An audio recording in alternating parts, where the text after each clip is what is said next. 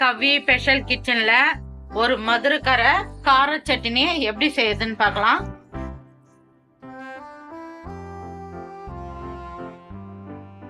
ஒரு 1/4 கிலோ தக்காளி எடுத்துக்கினேன். சின்ன வெங்காயம் 100 கிராம் சின்ன வெங்காயம் ஒரு மிக்சி ஜார்ல போட்டுக்கலாம்.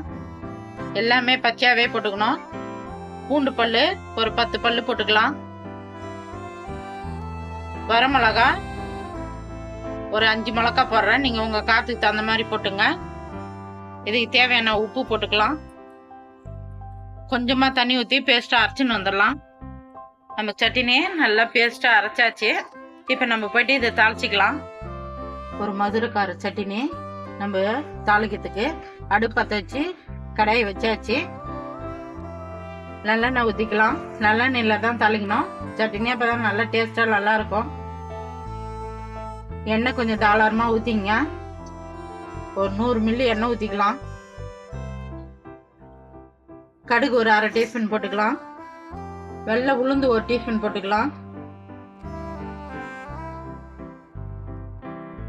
ஜீரகம் ஒரு 1/2 டீஸ்பூன் போட்டுக்கலாம்.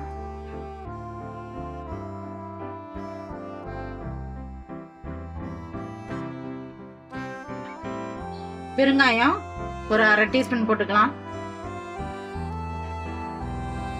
ஒரு கைப்பிடி கருவேப்பிலை போட்டுக்கலாம். நம்ம அரைச்சி வச்ச கார சட்னி போட்டுக்கலாம்.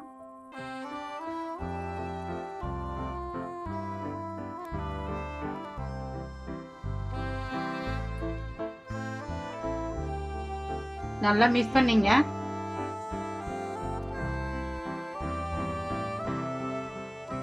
சூப்பரா சட்னி ரெடி ஆகி போச்சு. இப்போ நம்ம இறக்கிடலாம். கவி ஸ்பெஷல் கிச்சன்ல மதுரைக்கார கார சட்னி நம்ம ரெடி பண்ணோம். ரெடி ஆகி போச்சு. நான் எப்படி செஞ்சேனோ அந்த மாதிரி செஞ்சு பாருங்க. நல்லா சூப்பரா டேஸ்டா இருக்கும்.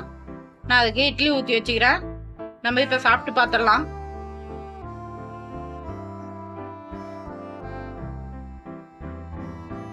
நல்லா சூப்பரா டேஸ்டா இருக்கும். நான் எப்படி செஞ்சேன்னா அந்த மாதிரி செஞ்சு பார்த்துட்டு எப்படி இருக்குன்னு சொல்லுங்க.